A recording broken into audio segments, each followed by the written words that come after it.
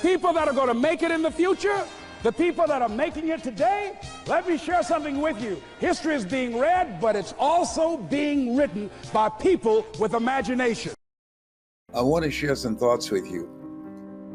Have you ever had moments of breakthroughs that you said, you know what? I need to share this. And I want you to like this page and share it. For some reason, I don't know why, but things have been dropping into my spirit that just accessing parts of myself for some time, that because of the busyness of life, and I allowed it to get in, that I couldn't hear my voice, that voice in my heart. And I think that I was listening to too many voices and caught up in other folks' stuff. Can you feel me up in here, as young folks say, can you feel me? And so I've been intentionally putting distance between me and the majority of people, including family, just to get still and to think and to hear myself think.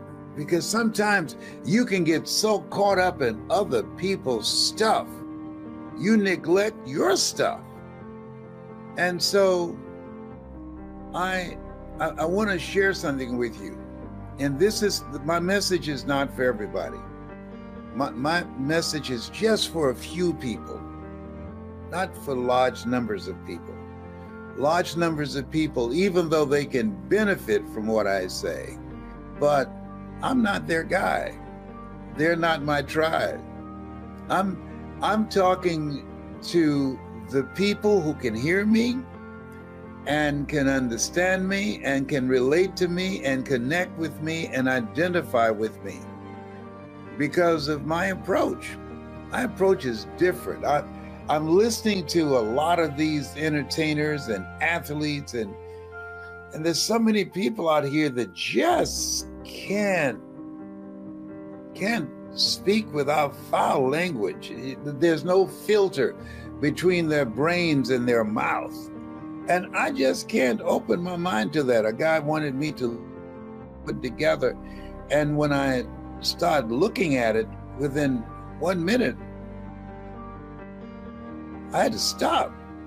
And I called him, I said, man, I can't listen to your stuff. He said, why not? I said, the language is too filthy. I don't want to give up territory in my mind for that. There's some stuff you just got to guard your mind and your heart, that you don't need it in your system. It matters. The words that are spoken to you and the words that you speak and the things that you listen to. You think it's any accident? When you look at young people today and their propensity for vulgar language and violent behavior, you think that's an accident? No, absolutely not. So this is for the few, and I want you to like this page and share it. If you know anybody who's heard my voice and they got some value of what I shared, please. And so I want to share some thoughts with you, and they're not going to be long. And here's what I want you to do. I want you to think about something that's very important to you, something that you'd like to do with your life, something that you would like to accomplish, and that gives your life a sense of meaning and purpose. I want you to think about that right now. I want to share with you, this is my mother, Mamie Brown. And so she took my brothers and sisters and I in as foster kids, and then eventually she adopted us. My brother and I, my twin brother, we were conceived in Gainesville, Georgia. Our birth mother was Dorothy Rucker and Doc Oliver Randolph. And so she came down to Liberty City in Miami to give birth to us and put us up foster care. And so my goal and vision was, that gave my life a sense of meaning and purpose, was I told Mama, what is it, Leslie? when I become a man, I'm gonna buy you a home. As you think about your goals and dreams, I want you to write this down. You don't get in life what you want. You get in life what you are. I was talking to a friend of mine, single mother of 2, and she has 4 different jobs. Spent the majority of her time in her life investing in herself, developing herself, and positioning herself to be able to take care of her children and to live a larger life to provide for them and herself. And it's important that you have some purpose with your life, as mine was in buying my mother a home, but I want you to write this down. Sacrifice. That when Mamie Brown, my adopted mother, always say when I speak, God took me out of my biological mother's womb and placed me in the heart of my adopted mother. That was a sacrifice for her. Her life changed. At 46, she took in 7 kids that she didn't give birth to. And Mama was attractive. Mama had the ability to sing. She had all types of talents. But when she said to Mr. Moss, our godfather, yes, I'll take him, because our birth mother, thank God, Dorothy Bell Rucker, didn't want Wesley and I separated, and nobody wanted to adopt twins. But Mamie Brown said, I'll take both of them. And her life changed. I remember Mr. Moss said when he was driving Mama back from Liberty City to Overtown in Miami, and she was looking at the 2 of us, and tears of gratitude go rolling down her cheeks as she was so thankful that she now for the first time had children in her life, that she could share life with kids. She never had any children herself, and she always wanted a child, and she told everybody.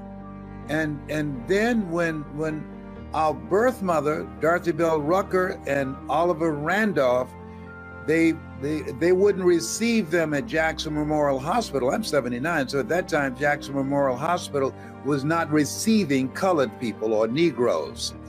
And so they went in an abandoned building, and she gave birth to us on a floor, but she went into labor. And so my mother, Mamie Brown, her life changed. When you have a goal and dream, something you've set your sight on that you want to achieve, trust me, you got to ask yourself, what are you willing to give up? When I wanted to speak, when I decided I was going to buy Mama a home, and I decided that this is the area that I wanted to plant my feet, and something that gave my heart and my spirit and my soul a joy that passeth all human understanding. I love communication, and so I became a disc jockey, and I used to be involved in sales. I was a salesman at Sears in the men's department.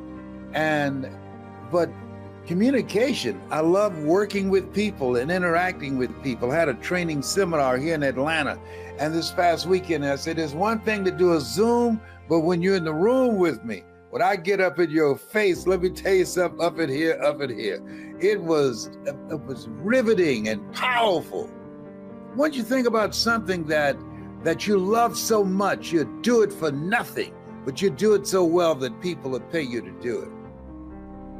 I just talked to someone this morning, and I said, I decline to have you as a client. And so she said, why? I said, I want to work with people that this is who they are. You want to dabble in this place. I want to work with people who have the mindset that they got to work, that they have got to do. There's something that's in them, that they've got to do it.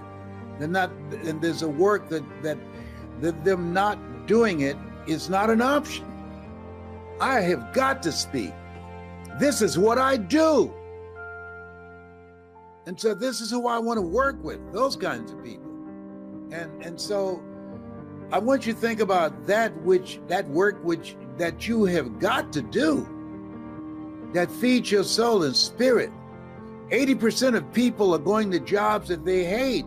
When Friday comes, they say, thank God it's Friday.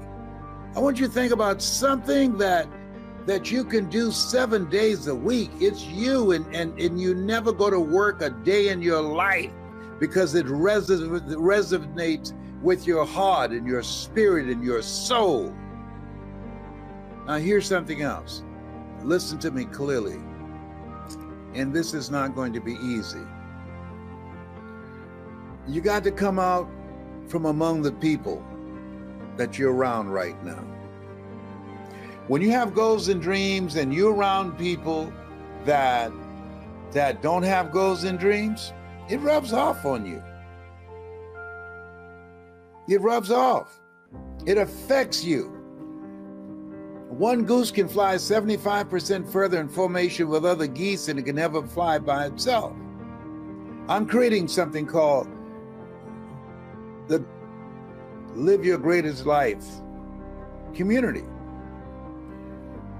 A place where people, everyday people, with the mindset of goals and dreams and something they want to do with their lives. I saw these guys, you've seen those groups, you've seen on the internet where people get on, groups of guys get on one side and sometimes women participate and they crack on each other and talk about each other's mother or just all type of stuff like that. I said, wow. I said, what if we did something like that where people are talking about their goals and their dreams and we're encouraging each other. We're bringing out the best in each other. And so I don't criticize people who do that, but I said, I'm watching them. I want them to watch me. That evil prevails when good men and women do nothing. And so my goal is to be accessible and build a community with like-minded people who have goals and dreams, people who love the power presentation, people who would love to learn how to tell their story, people who want to make a difference, people who like the positive energy that brings out the best in them. Those are types of communities that I want to be in and that I'm going to create and do it nationally as well as locally and around the globe. And so when I look at my life and people ask, how did you get there? How did you go from your twin brother and you eating sugar cane and raised in poverty in the segregated South, very oppressive culture that's designed to destroy your sense of self and dismiss you and demean you and demonize you? How did you go from that to speaking to people around the world? One of the first things is I had to become aware of who I was and what I wanted and the must-haves. There are a lot of people that are happy and satisfied with where their life is. But I didn't like where I was and I wanted more. And I was willing to make the sacrifice, to do the work, to invest in myself, to do whatever was necessary in order for me to become the kind of person that I could achieve my goals. Because at the end of the day, you don't get in life what you want, you get in life what you are. And there's truly no competition. Bob Proctor, God bless his soul, he said that most people are where they are now because they're ignorant. I said, whoa, that's harsh. But it's real. That they're not willing to learn, they're not to upgrade their ability to learn new things. At this stage of my life, I'm learning something new every day. Today, I'm focusing on how to post. Why, Les? You're 79. I know. And if you don't use it, you lose it. This is my anti-dementia program, my anti-Alzheimer's program, my anti-assisted living program, my anti-nursing home program, my anti-caregiver program. I care for myself. I can do for myself. And so I'm challenging myself. I still have not done my best work. I've got friends who are younger than me and they're already through. But that's not me. That's none of my business.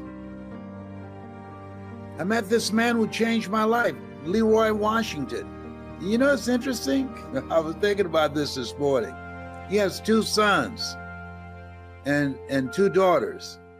They never saw the man that I saw. He was a speech and drama teacher at Booker T. Washington High School in Miami. They never saw him. Isn't that interesting? They never saw. He impacted my life. He was more of a father to me, and I got more from him than the children that he brought into this world, because they never saw him. Have you ever been in a relationship with someone and it started going south because they never saw you? They thought that you were someone else. They underestimated who you were, and so they never saw it. I remember one time being in a restaurant on 7th Avenue and 62nd Street in Miami, and one of his sons had a waitress to come to the table and said, your son is outside, he'd like to talk to you. And he went outside to talk to his son. When he came back in, and I asked him, I said, hi, what was going on? Is it an emergency? He said, no, he wanted to borrow $15.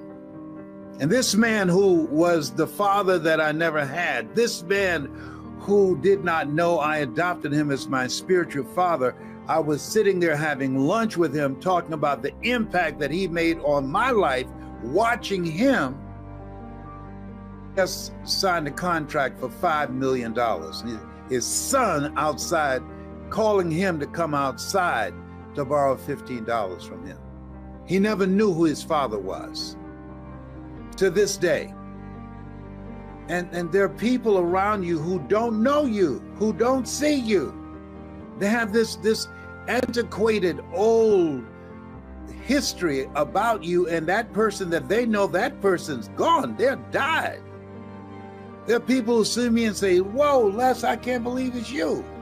Yeah, I understand, because the person that you once knew, he doesn't live here anymore. And there are people that you've been in relationship with, or used to kick it with, or party with, and they see you, or you see them, and they're totally different. Totally different. Let me share something else with you, ladies and gentlemen. When you know within yourself that there's something you want to do, and I believe that all of us were born with a purpose, that all of us have something that we are supposed to do, that all of us have some goodness within us, and that goodness gives us a responsibility to manifest our greatness. And when you know that, you can feel it in your guts, and you know that you're deliberately operating below your potential, you've gotten comfortable, you stop expanding, you stop stretching, you stop challenging yourself. Let me share something else with you. Not only is it possible for you to have your dream, but it's necessary. It's necessary that you have it, that you work on it, that you develop yourself, that you go for what is yours in the universe. I have a friend that at the beginning of the year, I was in Los Angeles giving a speech, and I do a seminar teaching people how to become involved in the speaking business, and also one called Speaking with Power, teaching people how to begin to develop their communication skills.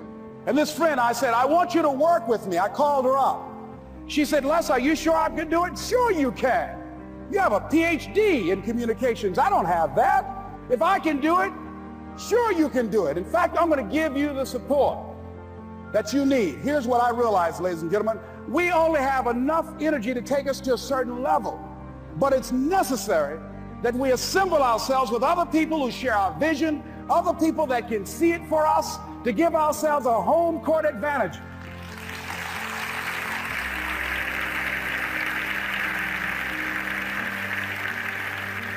So it's necessary that you seek out other people who think like you, who are growing, who've decided that they are not satisfied with where they are. See, I don't believe that necessity is the mother of invention. No, necessity, in my opinion, is not the mother of invention. Refusing to accept things the way that they are is the mother of invention.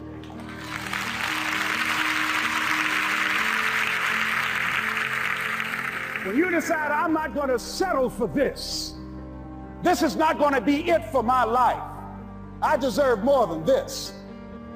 See, that will start making you do some stuff. See, a lot of people go to work every day miserable, and all they do is just talk about how miserable they are. But they don't do anything about it. So I was telling her that I knew she hated her job with a passion, I said, you can do this. You got more going for you than I have going for me. And we've been going through this for years, ladies and gentlemen. She'd been to my seminar speaking for a living. She brought her husband, and that was one of the major problems that I realized that happened in her life. He couldn't see it for her. So you got to make sure that you have people in your life that can see it for you, that will encourage you. Non-affirming relationships can hurt you.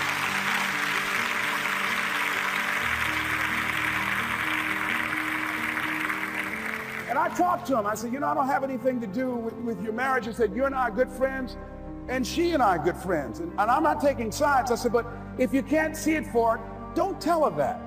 Just give her some support. What if you're wrong? It's possible, man, that if I'm doing it, she can do it. Well, you're different. How are you going to tell me that? You've seen her speak. She's got great speaking skills. Don't underestimate her. You don't know. You got a great woman here. But you see, people who can't see it for themselves can't see it for you. He was happy.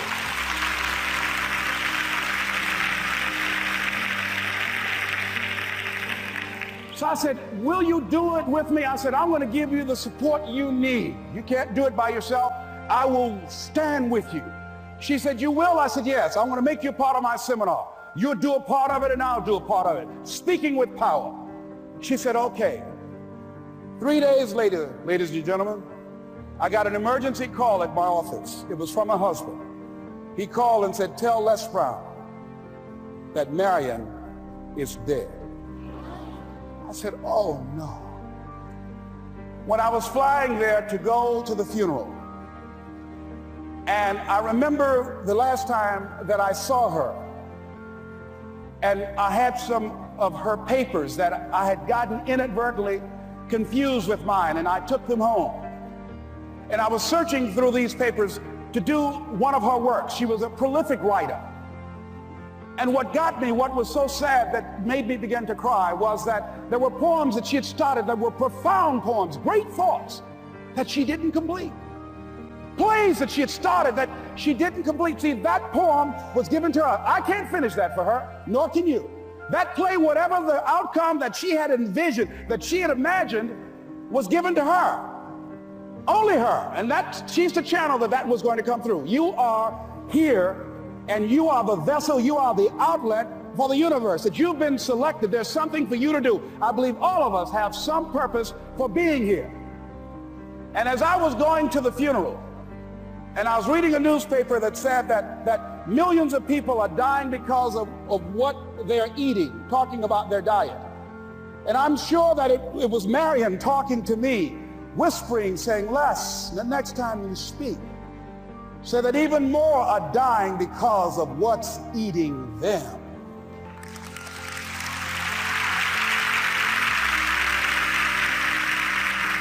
When the challenges of life come your way, you've got to find ways to increase your sense of self-appreciation, because if you don't, you're bombarded with negative stuff every day that beats you down, and you will find yourself unconsciously engaged in self-destructive behavior. If you don't program yourself, life will program you.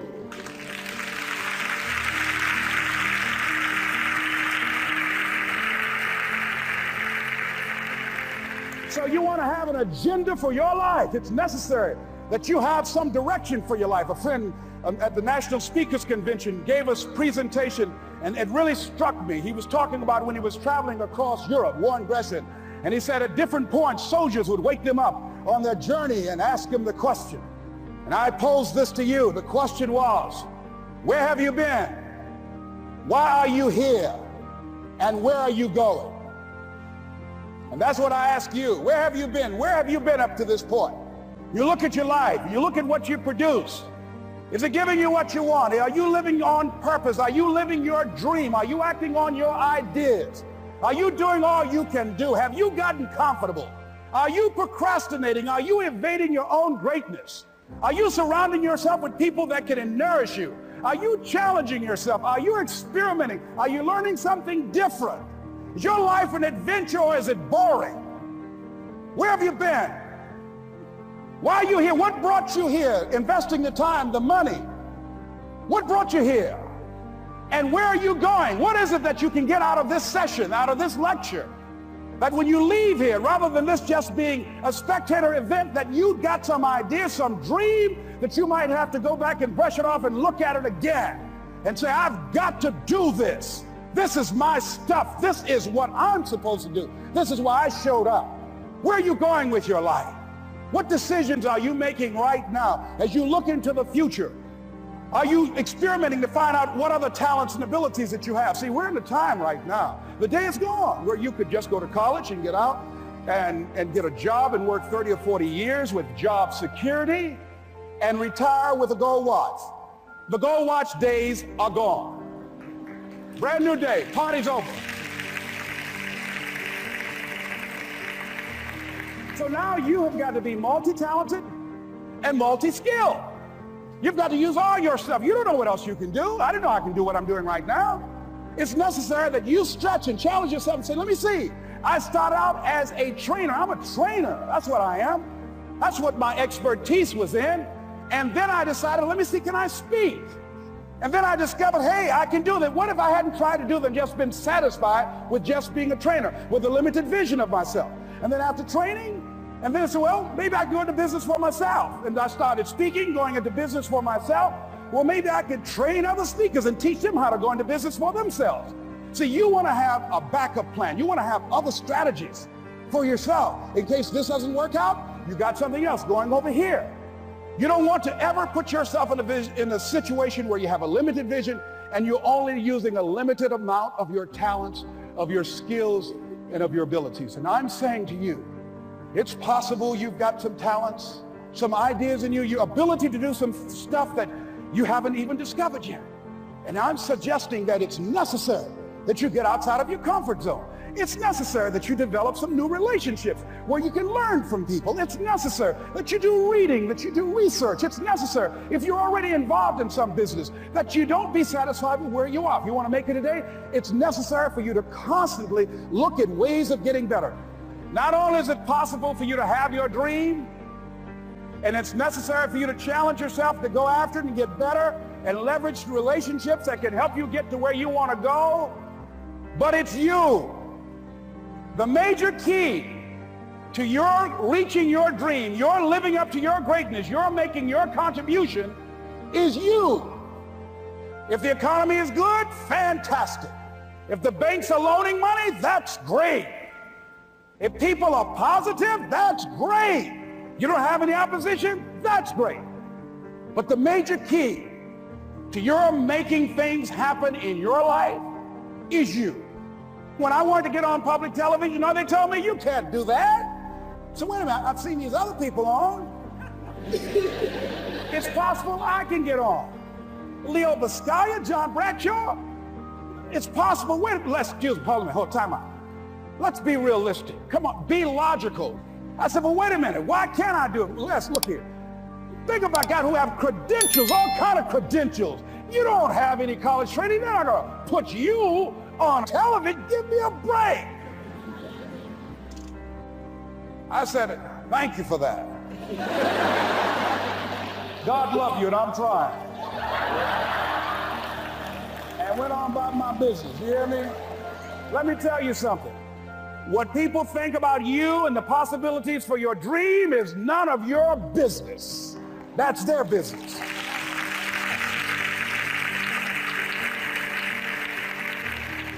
They have no imagination, ladies and gentlemen.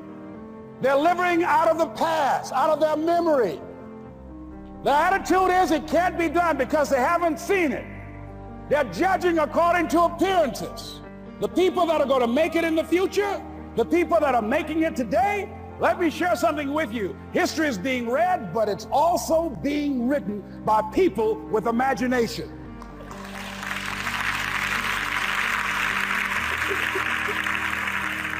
So I went to the next mode, necessary to start talking to people and seeking and asking for what I wanted and leveraging relationships and trying to find out how do the people do it that went ahead of me? How do they do it? And then what is it I need to do? How is it I need to train myself, to develop myself? What's the resources that will be required in order to make it happen? And as I start seeking out and asking questions, I started running into people who said, I know someone who can help you do that. And they help me get connected with those people. Remember, we have so much energy that can take us so far. It's necessary that you hook up with some other energy that can take you to the next level. I hooked up with them. They said, let's go. I said, away we go.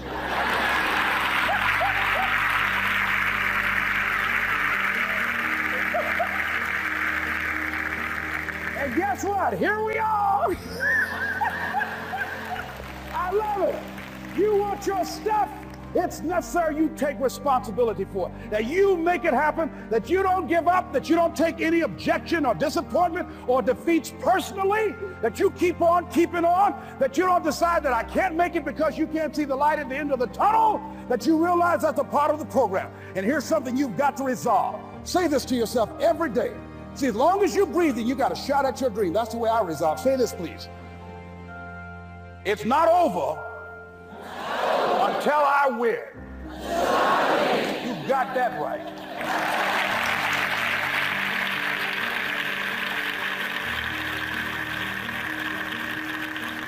It's not over till I win. Not over till I get through. It's not over till I get over. Not over till I get what I want. Door can't open today, look out. I'm going to come back and take the hinges off. That's how you got to do that. You've got to have that kind of courage, that type of determination. If you want to make it happen, it's you. That you've got to take personal responsibility to make it happen. That you have got to own what it is that you want to do. If it's taking care of your well-being, if it's making a difference in our school system, if it's working with senior citizens, if it's to protect our ecology, if it's to create an economic renaissance, if it's just to take yourself to another level, it's you. You've got to make that happen. We can point out many things. People that are going to make it in the future, the people that are making it today, let me share something with you. History is being read, but it's also being written by people with imagination.